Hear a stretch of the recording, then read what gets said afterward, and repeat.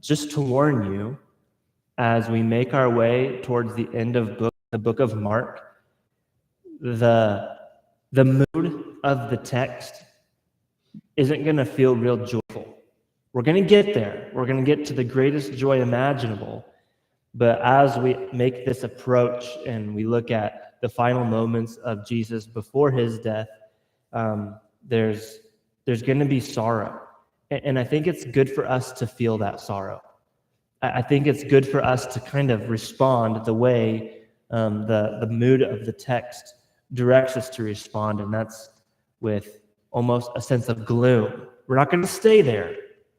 We're going to don't feel like we're going to be caught up in gloom. We won't. We'll be caught up in joy as we finally get to the end of this. But that's where we're at. If you were to come to the Weens house around bedtime, you would see us do the same thing every evening, as long as we have a free evening. We do our family worship, then we go brush our teeth, and then the story. So each night I tell them a brief story, and then as soon as they climb in bed, they turn off the lights, and they're supposed to go to bed. They're supposed to go to bed. That's the plan. These stories that I tell are always different. Sometimes my stories are lengthy because I'm trying to get them to calm down. Other times my stories are 10 seconds because I'm tired and don't have the mental capacity for a story. Sometimes my story is principle. Sometimes I'll try to incorporate something from the day that they're struggling with and use the characters in my story to help them think through it. Sometimes my stories amaze them, like when a monster truck can get so fast that it hits a ramp and jumps all the way to the moon. Sometimes my stories make them sad when a monster truck's wheels fall off. Sometimes it's scary when there's a monster truck. You can tell they like the monster truck stories.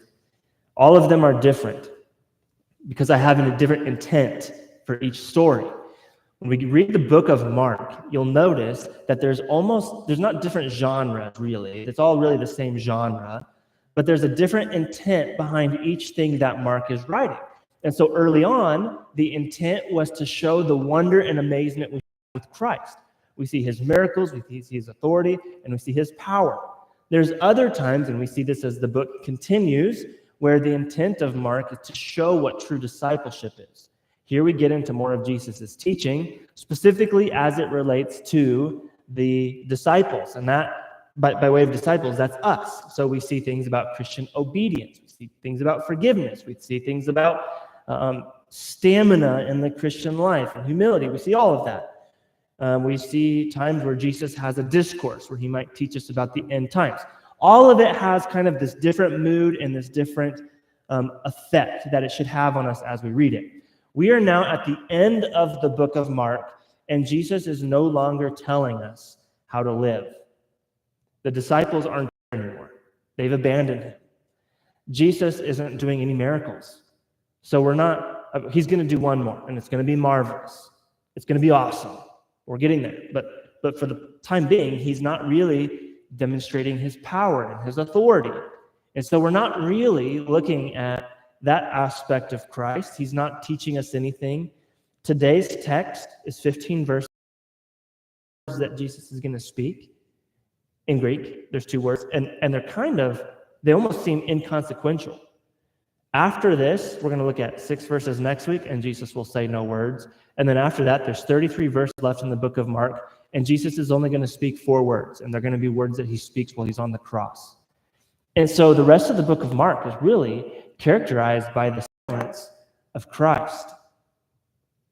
So what's going on where we can get to a point where the Gospel of Mark seems as if Jesus is now almost like a ship on the sea that's being moved on its own. He's no longer the actor. What's the point of the text? I want you to see the text that we have before us from 2 angles. I'm going to read it here in a moment, but I want you to see the 2 angles. Number 1, we're going to see a human perspective that is a tragedy. Unjust, unfair, unethical tragedy where Jesus is the victim. We're also going to see a text like this where from the divine perspective, Jesus remains the main character, in complete control, orchestrating all the events and leading himself, not being led, but leading himself to the cross where he will complete redemptive history in one of the most magnificent, important ways. Same story, two angles. Let me read it to you. Mark chapter 15, verse 1 through 15. Early in the morning, the chief priests with the elders and the scribes and the whole council immediately held a consultation, and binding Jesus, they led him away and delivered him to Pilate. Pilate questioned him, "Are you the king of the Jews?" And he answered him, "It is as you say." The chief priests began to accuse him harshly. Then Pilate questioned him again, saying, "Do you not answer? See how many charges they bring against you." Answer. So Pilate was amazed. Now at the feast he used to release for them any one prisoner whom they requested. The man named Barabbas had been imprisoned with the insurrectionists who had committed murder in the insurrection. The crowd went up and began asking him to do as he had been accustomed to do for them. Pilate answered them, saying, "Do you want me to release for you the king of the Jews?" For he was aware that the chief priests had handed him over because of envy. But the chief priests stirred up and asked him to release Barabbas for them instead. Answering again, Pilate said to them, "Then what shall I do with him whom you call the king of the Jews?" They shouted back, "Crucify him!" But Pilate said to them, "Why? What evil has he done?" But they shouted all the more, "Crucify him!" Wishing to satisfy the crowd, Pilate released Barabbas for them. And after having Jesus scourged, he handed him over to be crucified. Lord, as we come to this text, as I just read it, there's this tragic ending. Lord, give us eyes to see from the divine perspective that this is not a tragedy, but a victory. Cause us this morning to both mourn and to rejoice as we see both the injustice and the grace that's woven through this text. We pray this in your name. Amen. All right. Before we get to the trial of Jesus before Pilate, which is the main point of this text, I want to remind you of the big picture. There are two phases of this trial. In your bulletin, I have this little chart here that I added in your bulletin a few weeks ago, and you can see these two phases. There's the Jewish phase and the Roman phase. Both of these phases are very important. It's the Jews who want to kill Jesus, but the Jews don't have the authority to put Jesus to death. Only the Romans do. So first, the Jews have to find Jesus guilty. Then they have to take Jesus and present him to the Romans, and the Roman delegate that they're going to present him to is Pilate, and then it's Pilate who has the authority to execute him. So he has to be proven guilty first by the Jews and then by the Romans. Each of these phases had three separate trials in them. And we've already looked at for the most part, the Jewish phase. We'll look at kind of the third and final part of that. And today we're going to look at the Roman phase. Jesus before Pilate. And now you can see in your notes that there's three separate trials in the Roman phase. What Mark does is he kind of combines the first and the last. He kind of ignores the middle part. It's unnecessary to Mark. He kind of combines the first and the last part of the trial before Pilate, and he combines it into one. So it's going to feel like we're talking about one trial, but it's really kind of two separate phases of this final trial. So we're going to pick up in verse 1. We're going to start in verse 2 this morning, but I want to read verse 1. Early in the morning, the chief priests, the elders, the scribes, and the whole council, so we have the entirety of the Sanhedrin. This is the group that had been meeting all night. They had already found him guilty. They immediately held a consultation, and binding Jesus, they led him away and delivered him to Pilate. So it's kind of the capstone of the Jewish phase. They find him guilty. They bind him. They spit on him. They beat him. They've already done that. That was back in chapter 14, verse 65. Now they're binding him and they're handing him over to Pilate. So I want you to hear something here. I think it's really, really interesting. John records something that happens as they're the Jewish phase to the Roman phase. Let me read it to you. See if you catch what's interesting about this. Verse 28. Then they led Jesus from Caiaphas, that's the Jewish side, into the praetorium, that's the Gentile side. So here we're making our switch. And it was early, and they themselves did not enter into the praetorium so that they would not be defiled, but might eat the Passover. I think that is almost comical.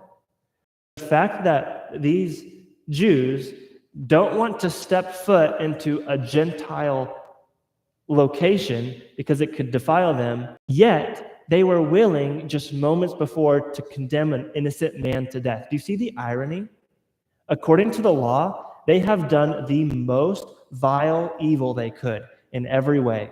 Yet they're maintaining this kind of holy, pious demeanor to say, I don't want to even step foot into a Gentile place because I don't want to defile myself so I can celebrate Passover with innocence. Obviously, we're seeing the irony of this. You see that? I think it's just, you read that, you're like, what? They're still concerned about their innocence. So they bring him before Pilate. Again, the Jews don't have the authority to execute him, so they need Pilate. Pilate's their avenue. If they can convince Pilate, then they're good to go. They're not looking for Pilate to judge Jesus. They don't really care. They just want Pilate to kill Jesus. That's all they want. So they're going to use whatever means they can to get Pilate to do this. The rest of the text now is going to describe the events surrounding Jesus' trial before the Roman governor Pilate. All right, 3 unethical events are going to happen that are going to lead to Jesus' conviction. 3 unethical events. And these events should cause. When I tell James and Judah stories, I'll tell them something that's scary and they'll climb under their covers. Or I'll talk about something that's sad and James always goes, oh. You could just see him responding to this story. As we engage with this text, there should be something about it that engages. This is the Holy Son of God. And for us to read the account of an unethical, unjust trial should cause us to, we should respond, engage with this. We feel that within us. We should be that way with this text. There's 3 unethical events that we're going to look at. Why is it that we should be so troubled by Jesus' unjust treatment? Here's why.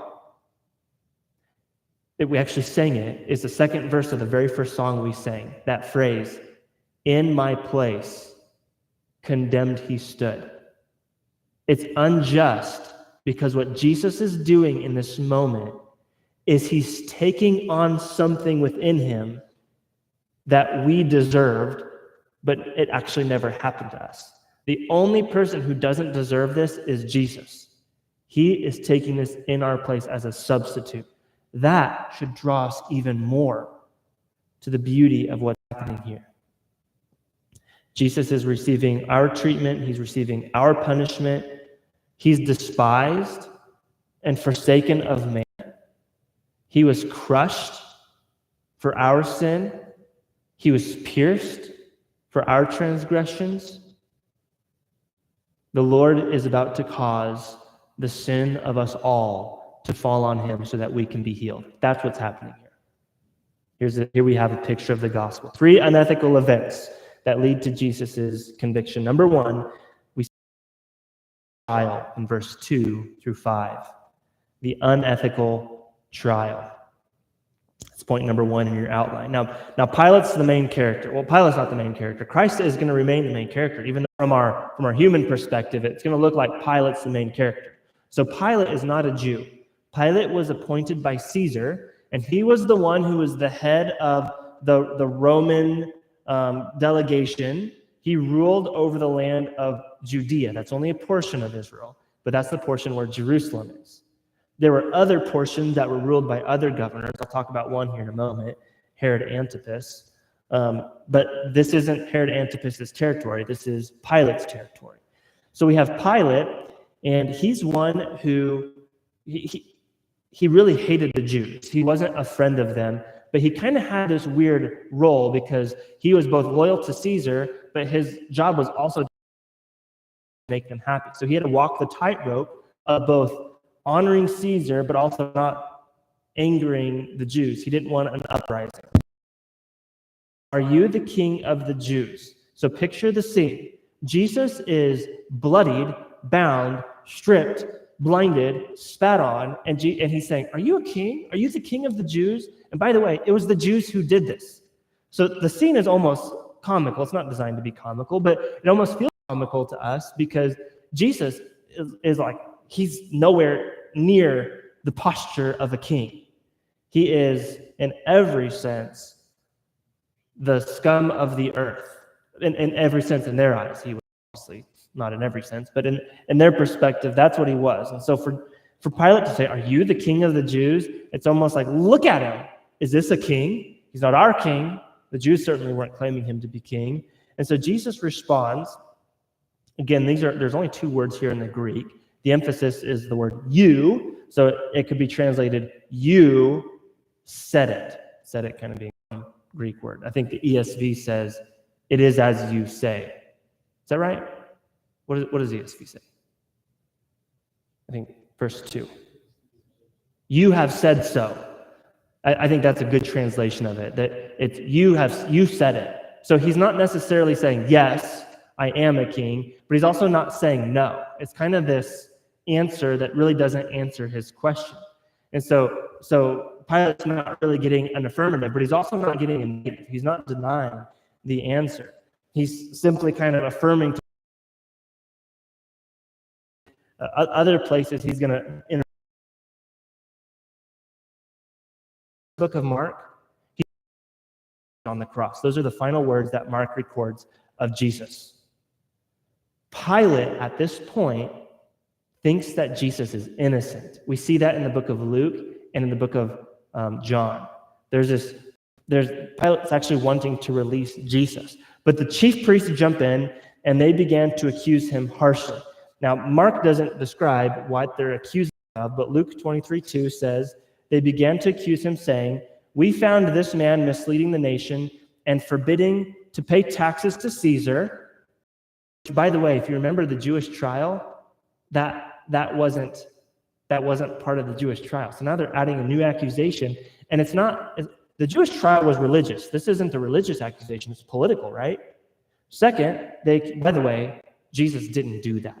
That was just a few days before, and Jesus didn't say you shouldn't pay taxes to Caesar. He's actually said you should pay taxes to Caesar. The second is that they were saying that he was saying himself he is Christ, a king. Again, kind of a distortion of what was actually said. What they're trying to do, Pilate's a politician, and they're trying to make it look like Jesus is anti-Rome, that he's a king, and he's wanting to take over this area, and he's wanting to do away with taxes. He's a threat to you. And so they're playing the religious card, which they played in their own hearing, the blasphemy. They're accusing him of really insurrection, and Jesus wasn't in any way an insurrectionist. And so Pilate sees through this, and he says in verse 4, he asks the question saying, do you not answer? So now he's turning to Jesus and saying, look, where's your alibi? Where's your defense? He listened to all these charges being brought against you, and Jesus made no further answer. So the way this would happen in a court is there would be a case that was brought, and then the governor would question the party, and then after that, the person who is being accused would have a chance to proclaim his innocence. That's how all of these court cases happen.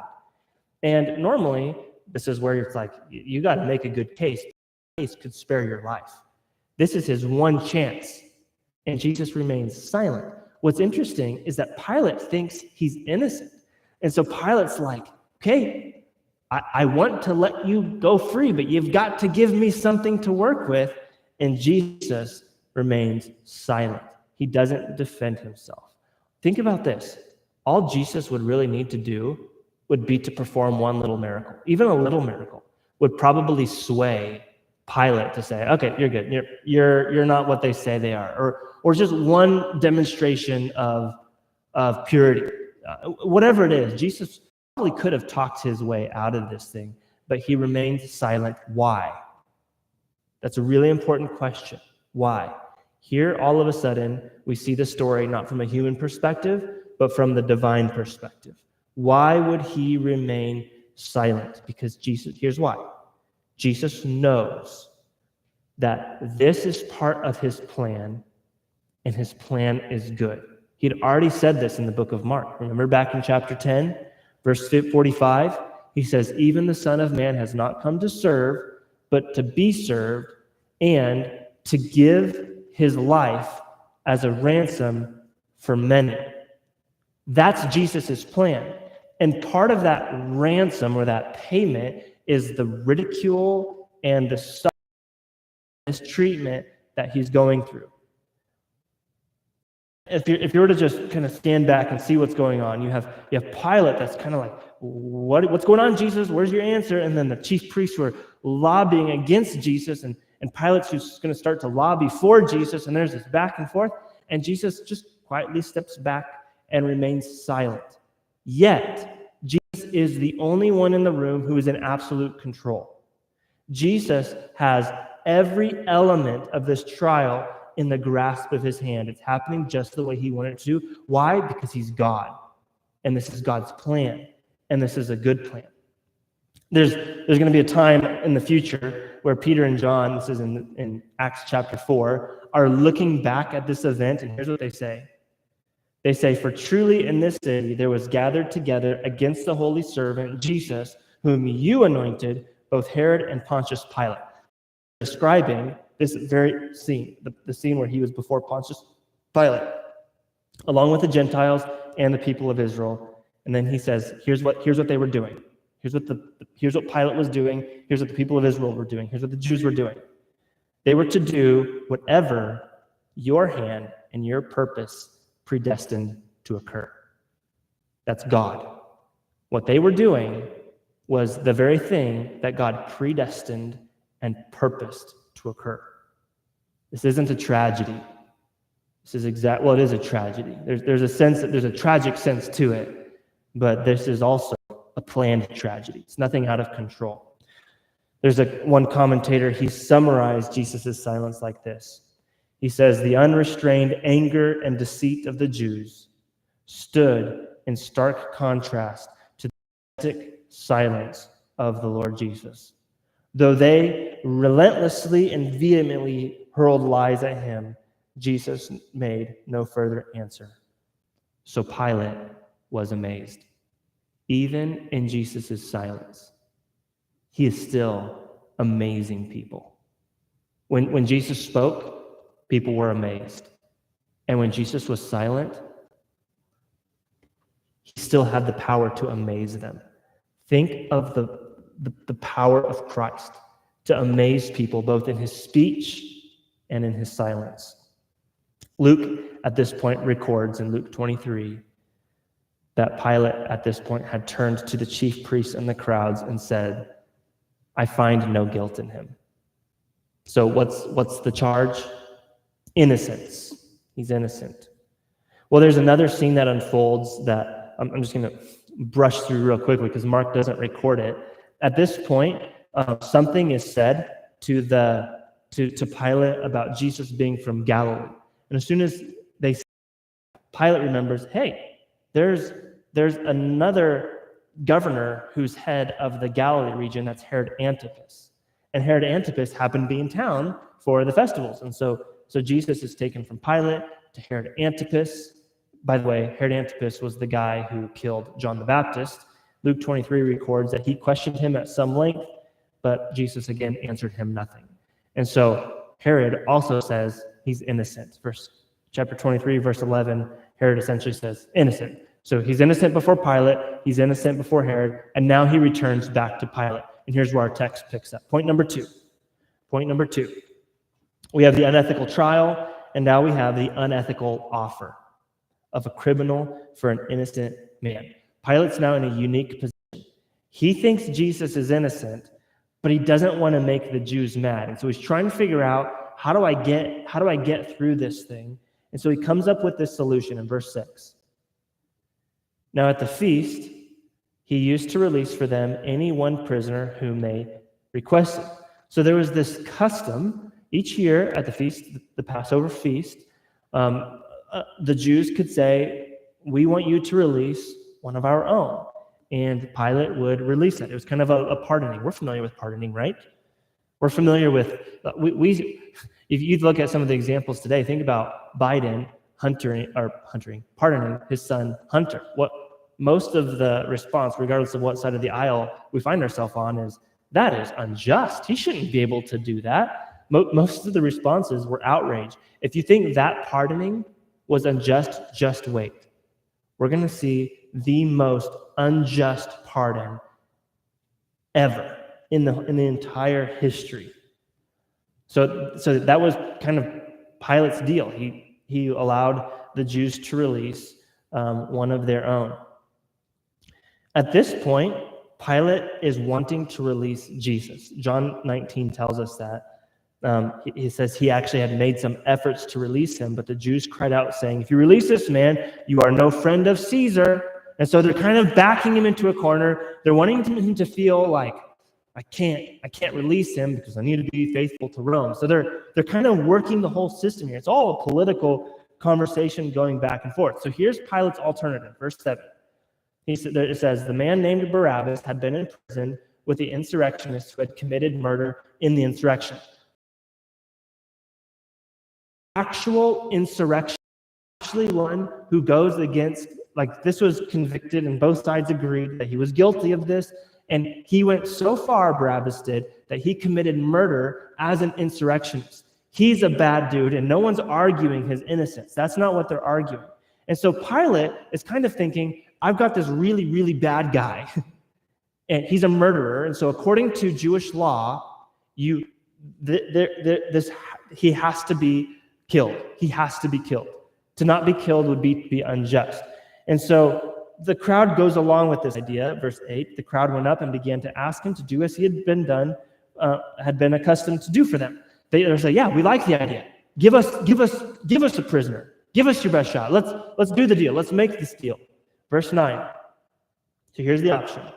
Pilate answered them saying, do you want me to release for you the king of the Jews? So again, Pilate's kind of lobbying for Jesus. That's this whole setup. He's thinking that if you take this guy who, by everyone's estimate, is a rotten murderer, and this guy who's the king of the Jews, surely they're going to see that it is unethical to release Jesus. Seems like he's come up with a good plan. Surely they're not going to go with this. Imagine Biden pardoning Hunter. And imagine Hunter didn't just, I don't even really know what his crimes were, but imagine he was a murderer and it was caught on film, and we all know that.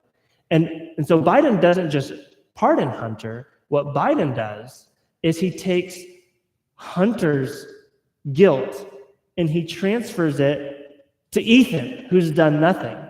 And now we're all saying, okay, Ethan, so we know you didn't do the things that Hunter did, but Hunter's got to die, but I'm going to pardon him, and so we'll just kill you instead. Imagine the outrage, the global outrage of the injustice of that type of pardoning. It's no longer simply pardoning someone, it's actually transferring their guilt to someone else's innocence.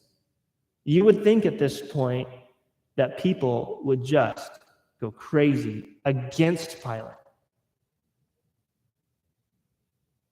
Verse 10, Pilate was aware that the chief priests had handed him over because of, it doesn't say that it's striking. They didn't hand Jesus over because he was guilty. They handed him over because they were envious. They didn't like Jesus' popularity. And so if we should see any justice come through in this trial, we would expect it to be now. We would expect that decision to be an easy decision. It's kind of like when we sit down at supper and green beans. My boys love green beans, but sometimes even green beans they'll refuse to eat, and I'll say, you can either eat those green beans and obey Daddy, or you can choose to not eat the green beans and you will get a spanking. They have a choice. Eat green beans, something they actually enjoy, or get a spanking. What do you choose? What do you choose, Levi? Eat the green beans, because you know that the green beans are a good option. They're good for you. It's not going to really be that's essentially what Pilate's doing here. Free a guilty murderer or free an innocent man. What do we do? He's putting these two options, hoping that they will make a choice that kind of relieves them of their unethical trajectory up until this point. Number three, the unethical choice between a criminal and an innocent man. Verse 11. The chief priests stirred the crowd to ask them to release Barabbas for them instead. That verse should be striking to us. To kind of grasp what's going on here and say, oh, they still chose Barabbas? Notice it's the chief priests. You'll see some subpoints in here. It's the chief priests who choose the criminal. By the way, the chief priests are going to stir the crowd, and so everyone's eventually, again, another subpoint. This crowd has already been defined for us. It's the chief priests, the scribes, the elders, and the Pharisees. It's probably not the same group of people that yelled Hosanna the week before. Some people throw that out there. I don't think that would be the same group. They come, whoa, what a fickle crowd. I don't think it's the same crowd. We see the perimeters of what this crowd is. But the chief priests, they're the ones who, they're envious. Jesus has received the praise of man the week before the triumphal entry, and now they're written back, I don't want that. They don't like the fact that Jesus is getting approval from the people, and they're not. Jesus is speaking against them. By the way, we should just learn a quick lesson here. Living for the approval and the applause of men never leads in a good direction. Let me say this again, living for the approval of man, living to be liked by people, never leads us in a good direction. It is a snare, the Proverbs say. Verse 12. Answering again, Pilate said to them, "Then what shall I do with him who you call the King of the Jews?" Kind of like this, what do you expect me to do? And they shouted back, "Crucify him." Here's the ultimate question. What do I do with Jesus? That's a good question, right? That's a good question for us. What do we do with Jesus? How do we think of him and how do we handle his life? What do we do with it? How do we respond to him? Well, they're to crucify him. It's not just that Jesus claims to be the Son of God. He was the Son of God. He actually was the things he claimed. He didn't just claim to have this authority. He actually did have this authority. He didn't just claim to be their creator. He was their creator. Now those whom he has created are crying out, "Crucify him," and he remains silent. Why? Because he loves them. Because he loves us. And he knew that in his silence, he would be able to pay the price that would set them free from sin. We read this in Romans chapter 8, verse 32. Why didn't God intervene? Why didn't God just spare his son? Romans 8:32. God did not spare his own son, but delivered him over. So God isn't just passively saying, oh no, my son's being delivered over, and sitting back. He actually the deliverance of his own son. Why? Here's this little phrase, 3 words. Let me read it to you, and then we'll hear these 3 words. He did not spare his own son, but delivered him over for us all. That should be striking. For us all. He delivered his son over to death for us all. How will we not also with him freely give us all things? 14. Pilate said to them, what evil has he done? But they shouted all the more, crucify him. Now Pilate, kids, verse 15. Again, just a tragic statement to begin this verse. Wishing to satisfy the crowd, wanting to please people, wanting to look good for other people. Pilate releases Barabbas. And after having scourged Jesus, he handed him over to be crucified. The verdict has already been, both by Pilate and Herod, he's innocent. Now, as he's passing down the punishment for this innocent verdict, it is death, both first from the chief priests who crave the approval of man, and now by Pilate who seeks the approval of man, willing to sacrifice an innocent prisoner for the sake of their own power. And they had him scourged. Josephus describes this. Scourging would be, it's like a whip that had a bunch of little ends to it. There was bones and pieces of metal on it. Josephus describes it as the prisoner would be stripped and bound to a post and beaten with this leather whip woven with bits of bone and metal. The scourging lacerated and stripped the flesh, often exposing bones and entrails. Their guts are exposed. They're like their backbone. You can see the bone itself. Many who were scourged never even made it to crucifixion. They died before they could even get to the cross. This is painful. There's going to be physical pain that Jesus endures.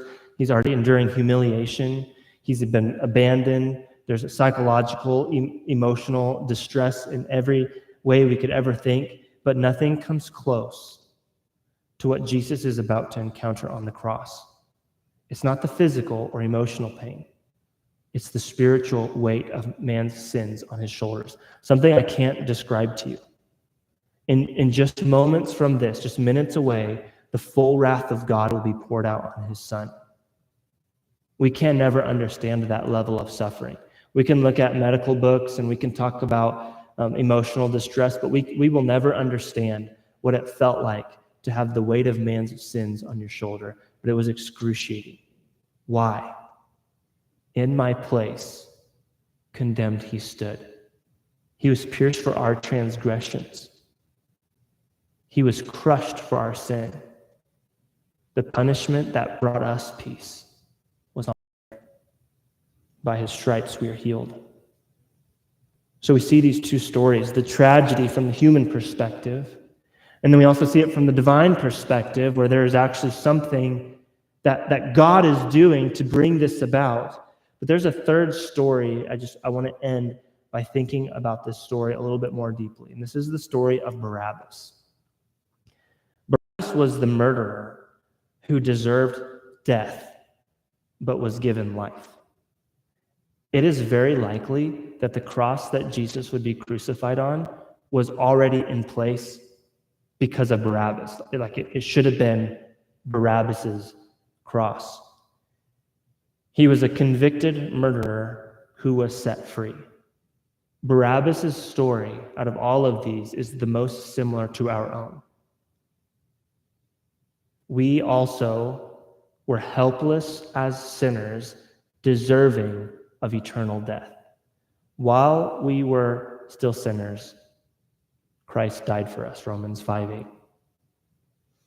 1 Peter 3:18, for Christ died for sin, the righteous for the unrighteous, or the just for the unjust. Barabbas' story is one. Do we celebrate it? Do we celebrate the fact that an innocent or a guilty man was set free? Is it a tragedy that he could be allowed to walk around? We almost like we hear this about, just to use the hunter illustration again. And it's like, why would he be allowed to be pardoned? Why? That's not fair. That's not how justice works. But in some sense, it is a picture of. I don't want to talk too much about this, but I don't think necessarily a good thing that happened. But in some sense, when we look at Barabbas' story, we see grace. We see someone who didn't deserve in any way to be set free, but received grace.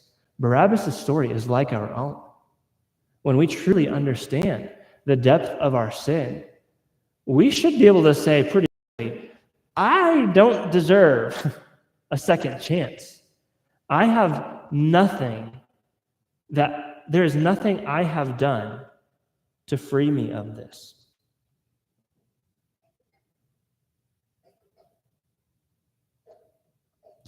Some would say that, well, we just need to believe. Just need to believe then that these things happened, and then we're good to go. We can all affirm these things. I believe in those events. I believe in the existence of God. That is to saving faith. When we believe, when we talk about biblical belief, when we talk about what faith actually is, it's not just in the existence of God. The demons believed and shuddered. What we are believing in is that the punishment that Christ paid actually totally and completely pays for the punishment that we deserve.